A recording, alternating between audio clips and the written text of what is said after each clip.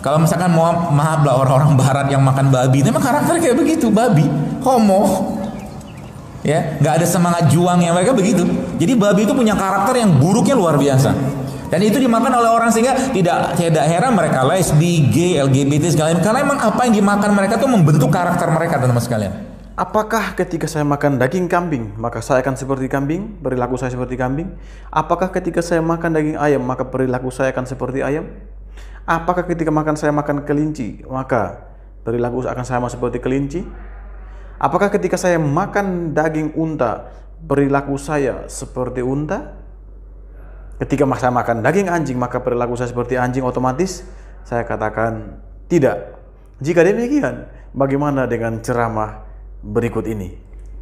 Shalom, selamat pagi, selamat siang, selamat sore, dan selamat malam bagi Sobat YNL JR dimanapun berada. Doa dan harapan saya, kita semua di dalam keadaan baik saja dalam lindungan dan pertolongan Tuhan. Amin. Terima kasih untuk setiap dukungan dari saudara-saudaraku, orang-orang hebat yang terus mendukung dengan setia channel ini untuk menyuarakan kebenaran, untuk meluruskan tuduhan-tuduhan, pengajaran-pengajaran yang salah yang dituduhkan kepada kita sebagai orang-orang Kristen, tanpa rasa benci, tanpa rasa marah, tanpa dendam, sebab kita harus saling mengasihi satu dengan yang lain. Baiklah, pada kesempatan hari ini kembali lagi dengan saya YNLJR. Saya akan membahas satu hal, yaitu akan meresponi ceramah dari Dr. Saidul Akbar. Dia berbicara tentang mengapa sih kita tidak boleh makan daging babi.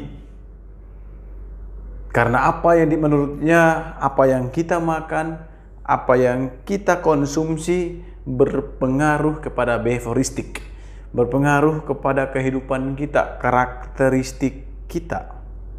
Pertanyaan saya, benarkah demikian? So, ketika kita makan daging babi, maka perilaku kita seperti babi. Ketika kita makan kambing, maka perilaku kita seperti kambing. I don't think so, okay? Saya tidak bisa menerima akan hal itu. Baiklah, seperti apa ceramahnya beliau?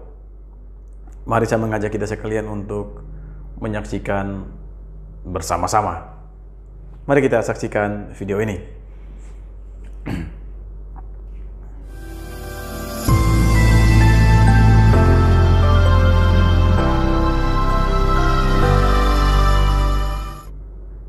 Bagaimana mungkin sempat yang baca di Telegram saya tentang bagaimana kita find your me time every day. Jadi bagaimana kita menjadikan atau membuat waktu kita bersama Allah tiap hari.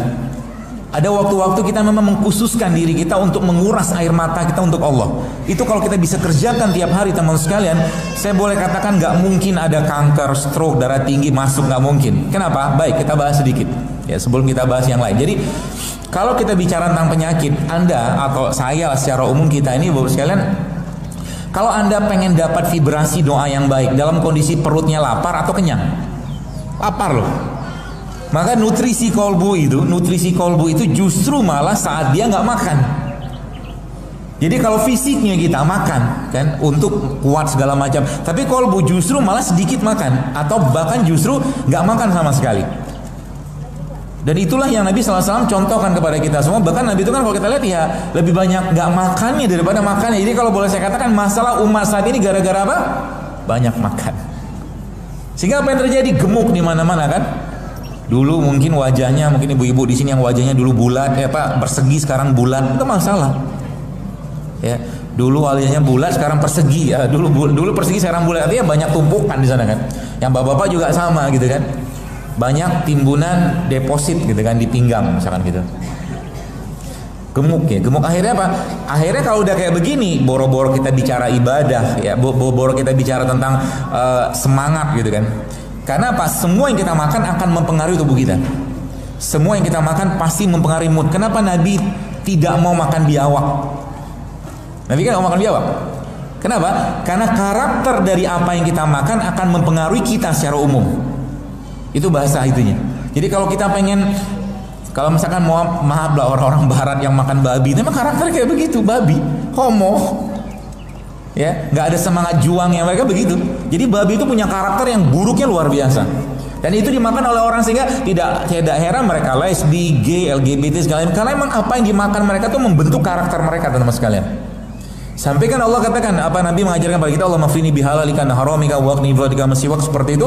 Karena memang jangan sampai meskipun substansinya halal tapi nggak halal akibat dari rezekinya nggak halal, maka itu mempengaruhi habit. Orang yang makan sesuatu yang tidak halal pasti habitnya pengaruh. Habit itu behavior, habit itu maksudnya kebiasaan dan tingkah laku, dia akan pengaruh semua. Ya. Baiklah saudara-saudaraku, kita telah menyaksikan video singkat, cuplikan video daripada ceramah Dr. Saidul Akbar. Di sana dia katakan bahwa apa yang kita makan berpengaruh kepada behavioristik, karakteristik perilaku kita hari lepas hari. Wow, saya secara pribadi kaget ketika melihat video ini.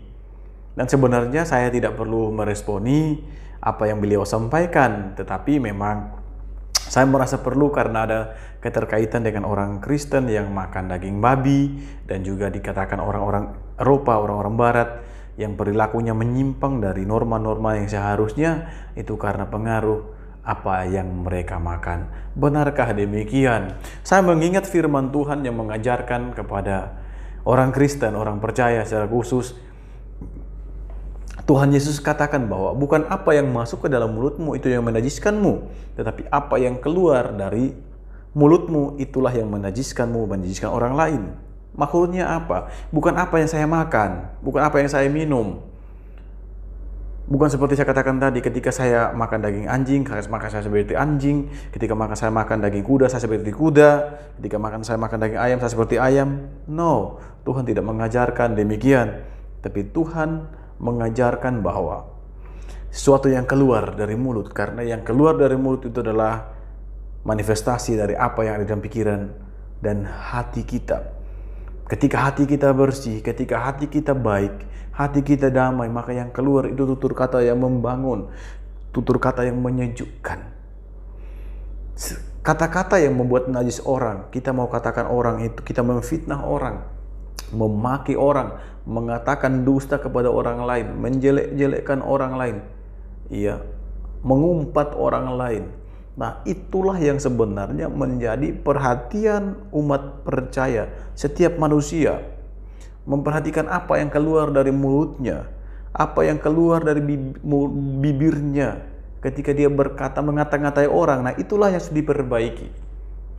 Jadi ketika seseorang itu mengutuk orang lain, nah itulah yang harus diperbaiki, karena itu manifestasi dari hati dan juga pikiran. Inilah sesungguhnya yang najis, yang sesungguhnya yang dilarang. Ya. Memfitnah orang, nah itulah sesungguhnya yang dilarang oleh agama. Tugas agama itu membentuk hal-hal itu. Perubahan moral yang harus menjadi lebih baik. Melalui agama, maka seorang pribadi, seorang manusia diubahkan pola pikirnya, afektifnya, dan juga sikapnya hari lepas hari akan semakin berubah untuk lebih baik. Nah, di dalam kekristenan jelas bahwa menjadi perhatian itu bukan kepada hal-hal yang fisik, tetapi lebih kepada membereskan urusan hati seseorang. Ketika hati kita beres, hati kita damai, maka kita akan berdampak baik pula bagi orang lain. Nah, terkait dengan tuduhan bahwa orang-orang Barat, orang-orang Eropa, bahkan yang pemakan babi, kelakuannya menyimpang, ya biseks, ya homo. Karena apa? Contohnya babi itu nggak ada nilai juang untuk mengajar lawan jenisnya. Apakah demikian? Saya pikir ini rendah sekali pengajaran demikian. Memang banyak sekali orang-orang yang mungkin menyimpang, orang-orang Kristen yang menyimpang dari perilaku yang sesungguhnya. Saya pikir tidak semua itu, kalau semua berarti itu mengeneralisasi. Tidak semua orang Kristen berperilaku demikian. Dan sebab itu juga bertentangan dengan kebenaran firman Tuhan yang kita anut, yang kita pegang. Jadi perilaku mereka itu bukan karena makan daging babi, tetapi ya karena pribadi memilih jalan tersebut. Dia memilih jalan tersebut, atau memang kalau kita mengkaitkan dengan nilai agama bahwa beliau, orang tersebut kurang mengamalkan nilai-nilai religius yang diajarkan di dalam keyakinannya. Jadi tidak ada sangkut pautnya, tidak ada keterkaitannya antara apa yang dimakan dengan perilaku hari lepas hari. Sehingga kalau itu menjadi nilai, itu menjadi sebuah kebenaran, maka ketika seseorang makan unta, ketika seseorang makan daging kambing, daging kuda, daging anjing, maka apakah otomatis perilakunya demikian? Saya percaya tidak demikian. Mungkin saudara-saudaraku pasti setuju dengan apa yang saya sampaikan ini. Jadi, untuk orang-orang Kristen, ini menjadi informasi dan menjadi kekuatan bagi kita bahwa di dalam kekristenan tidak mengajarkan demikian. Kita tidak berperilaku seperti babi karena kita makan daging babi. Saya memilih untuk makan daging babi, makan daging yang haram, tapi perilaku saya tidak seperti babi, tidak seperti anjing atau hal-hal yang haram lainnya. Daripada saya tidak makan, tetapi perilaku saya melebihi babi, melebihi anjing, maka itulah yang perlu dihindari. Baiklah, sampai jumpa di video-video berikutnya. Tuhan Yesus memberkati kita sekalian. Shalom.